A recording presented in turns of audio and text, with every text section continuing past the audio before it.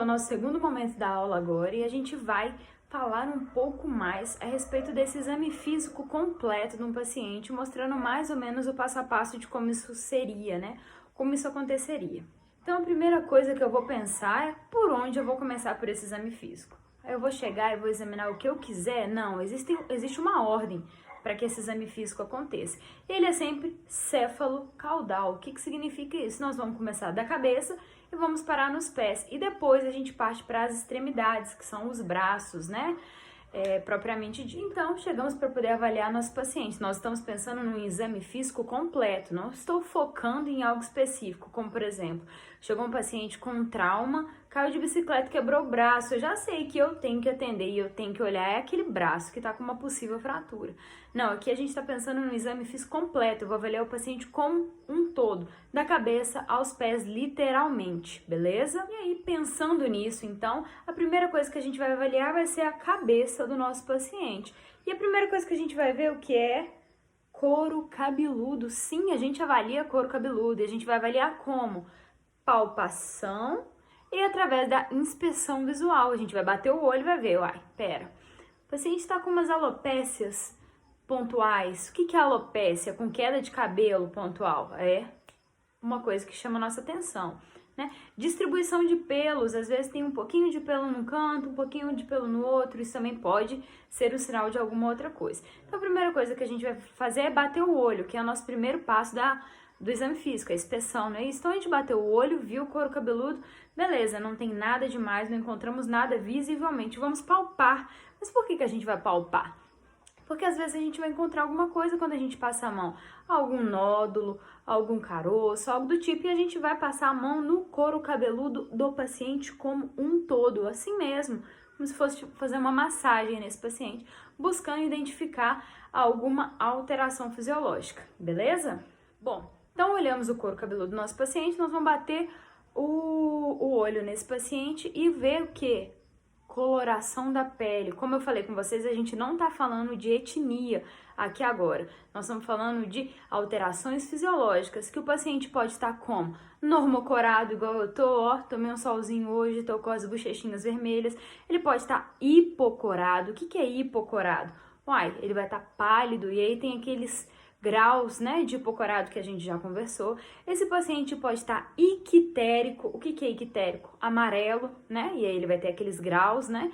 Ele pode estar acianótico ou cianótico, né, vai depender. Se ele tiver cianótico, ele vai estar com roxos, né, e um roxo azulado, assim, de tonalidade de pele. Então isso tudo a gente vai ter que avaliar também.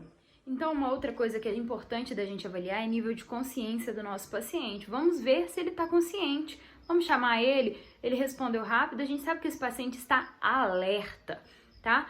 Mas aí não, você chamou ele está meio sonolento, isso tudo a gente tem que registrar.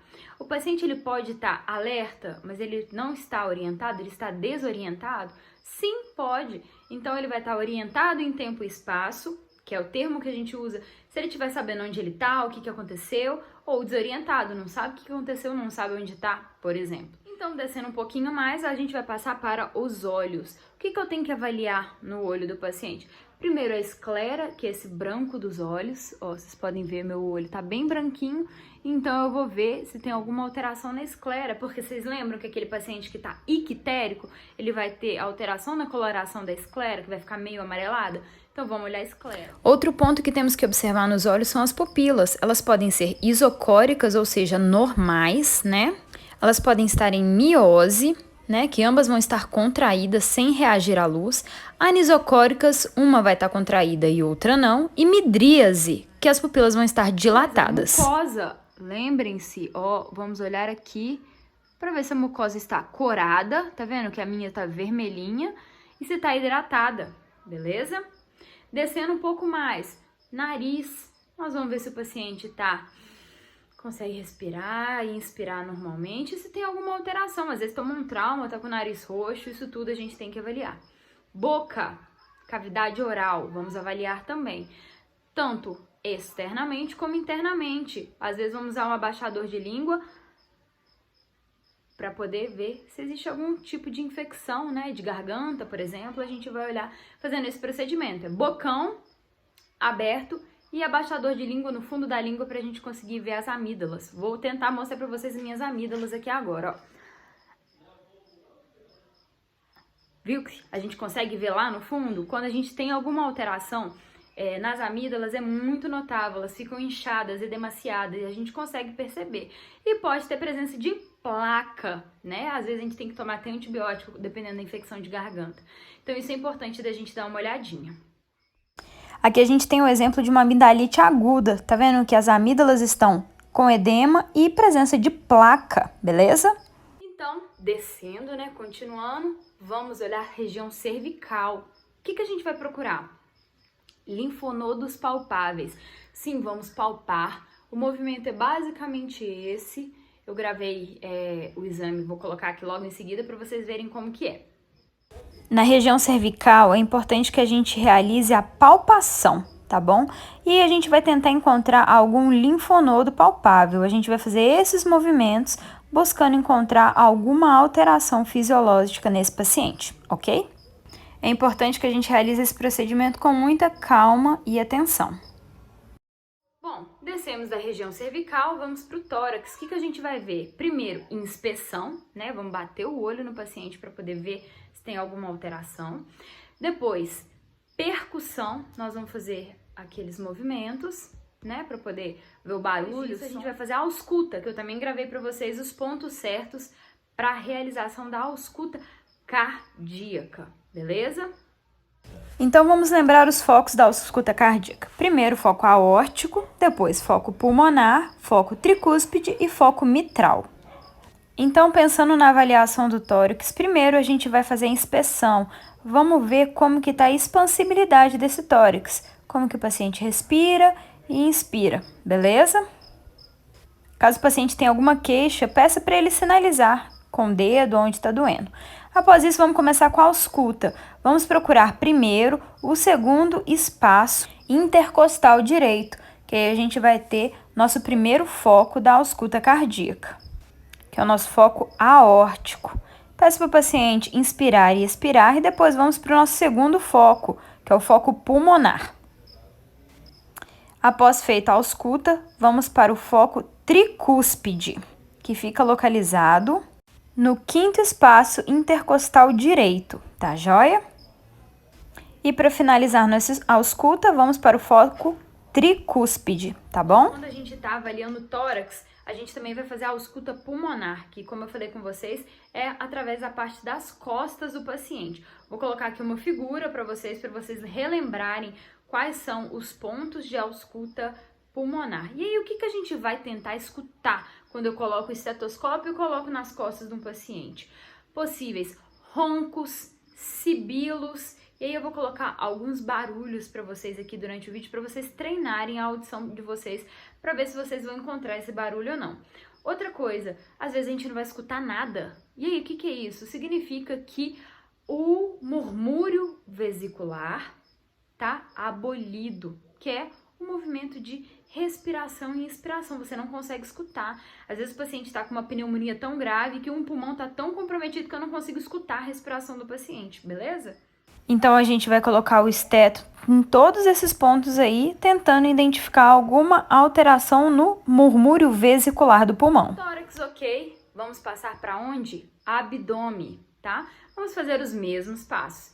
Inspeção, palpação e percussão, beleza? Vamos começar também inspecionando e depois vamos passar para a palpação propriamente dita. Vamos palpar tanto profundamente quanto superficialmente, uma mão em cima da outra, e a gente vai buscando a presença de visceromegalias. Para realizar o exame físico, a gente divide o abdômen em 9 quadrantes. E aí eu vou mostrar para vocês quais são esses quadrantes mais para frente, e a gente tem que palpar todos, tentando buscar alguma alteração fisiológica nesse paciente, tá bom?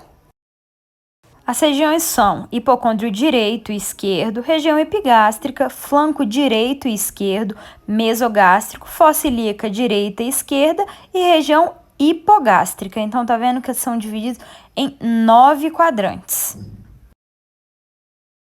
Então, chegamos no abdômen, fizemos aquilo que a gente tinha que fazer, né? Palpamos. E o que a gente vai tentar identificar nessa palpação? As chamadas visceromegalias. Ai, Ana, que nome difícil, né? É difícil mesmo.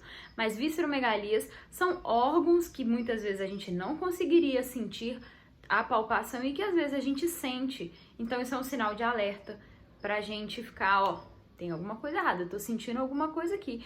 E não só visceromegalias, às vezes a gente vai encontrar um nódulo, vai encontrar um lugar que tá mais endurecido, um lugar que tá afundando mais. Isso tudo vai chamar a nossa atenção durante o exame físico. Bom, então terminamos o abdômen, nós vamos para a região genital, tá? Primeira coisa, quando a gente vai fazer um exame físico num paciente, é privacidade, tá bom, gente? Não vamos fazer em um ambiente aberto, com várias pessoas em volta da gente, porque senão dá certo. Tá? Então a gente vai levar o paciente para um lugar reservado para a gente fazer esse exame físico nele. E aí, quando a gente vai para as genitálias, o que a gente tem que observar? Primeiro, distribuição de pelos. Ver se a distribuição de pelos é uniforme. Vamos procurar sim sujidades. Às vezes é um paciente que está internando com recorrentes infecções de urina, mas porque tem higiene precária. Então sim, nós vamos avaliar a higiene desse paciente. Tá bom? E aí a gente não vai fazer um exame físico buscando, por exemplo, algum tipo de assédio sexual, nada disso. Isso quem faz é médico, beleza? O que a gente vai bater o olho é ver se tem presença de verrugas, às vezes. A mulher ou o homem, se relatar pra gente presença de secreção, a gente vai tentar identificar qual é esse tipo de secreção, se às vezes é amarelada, esverdeada, se tem odor fétido ou se não tem odor. O que é odor fétido? Cheiro ruim, tá? Cheiro de peixe podre, muitas vezes a gente vai encontrar pacientes dessa forma. E após isso nós vamos para os membros inferiores, né? Para as pernas propriamente dito. E o que a gente vai procurar? O chamado edema. Então nós vamos ver se tem edema, se tem vermelhidão, distribuição de pelos, isso tudo que a gente já tá procurando em toda a parte do corpo. Aí eu vou colocar para vocês também algumas imagens relacionadas a edemas específicos, tá? Vou mostrar para vocês algumas coisas que a gente pode encontrar. Por exemplo, quando a gente palpa a panturrilha, a gente encontra uma panturrilha que está com uma possível trombose venosa profunda. É uma panturrilha que vai estar dura. Eu vou mostrar algumas fotos aqui sequenciais para poder ilustrar mais isso para vocês, tá bom? Doenças como, por exemplo, erisipela, vou mostrar a foto aqui também. Na avaliação dos membros inferiores, a gente vai buscar sempre os edemas, né, que são os inchaços, como nessas fotos que eu tô mostrando pra vocês. Essas aí são as erisipelas, tá bom? Tá vendo que vão causar vermelhidão, algumas vezes bolhas na perna do paciente. E a trombose venosa profunda, né, que um vaso vai ser entupido por um coágulo, né, muitas vezes causando a chamada panturrilha empastada. Para finalizar nosso exame físico, nós vamos para os membros superiores. E aí, o que a gente vai ver nos membros inferiores? Mesma coisa, edema, coloração, distribuição de pelos. E aí, o paciente que está vindo para a gente já internado, por exemplo, cheguei no plantão agora e estou indo avaliar esse paciente. Provavelmente ele vai estar com acesso venoso periférico, AVC. Vocês vão encontrar muito essa sigla. E aí, o que significa? É uma via, né, rápida, que a gente vai conseguir realizar medicações nesse paciente endovenosas. Então, é via uma veia que a gente vai fazer via um acesso venoso. E aí, o que é importante de eu observar no acesso venoso do paciente? Primeiro se o acesso está funcionante, se ele está pérvio. A palavra que a gente usa é pérvio, ok? Vamos ver se está infundindo a medicação da forma correta e se não tem nenhum sinal de infecção, né? Então, por isso, o curativo desse acesso, ele tem que estar muito bem feito. Então, ele não pode estar com sangue, ele não pode estar sujo. Isso tudo é sinal de que a gente tem que ficar alerta.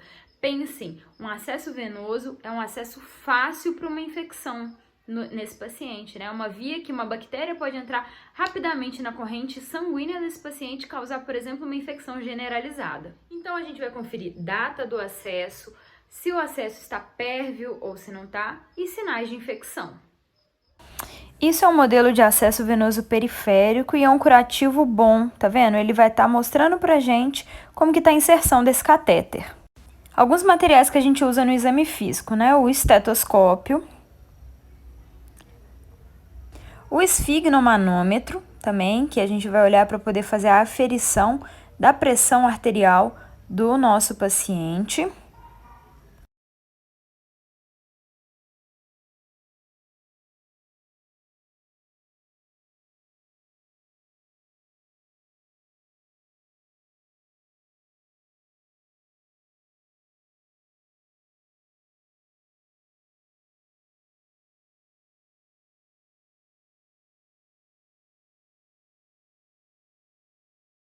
Também vamos utilizar o termômetro para poder ver a temperatura corporal desse paciente. E aí, agora ensinando para vocês como a gente vai realizar essa aferição da pressão arterial. Primeiramente é posicionar o paciente, né? Colocar o braço na linha do coração, que a gente já conversou naquela parte da aula teórica. E aí vamos colocar a braçadeira adequada para o paciente em cima da fossa cubital dele, dessa forma. Então, vamos prender a braçadeira de modo que ela fique firme e não pode estar sobrando espaço dentro dela. E aí, vamos achar a fossa cubital desse paciente para a gente poder posicionar o nosso esteto. É importante que a gente coloque o manômetro do esfígmo sempre na altura dos nossos olhos, para que a gente consiga observar o que vai estar aparecendo durante a ausculta, né, que a gente vai fazer.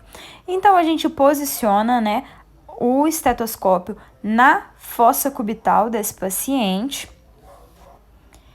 E aí a gente vai começar a fazer a insuflação, né, dessa braçadeira. A gente vai travar nessa roldanazinha que tem no lugar da gente apertar para insuflar e vamos insuflar igual eu tô fazendo aqui para vocês no vídeo.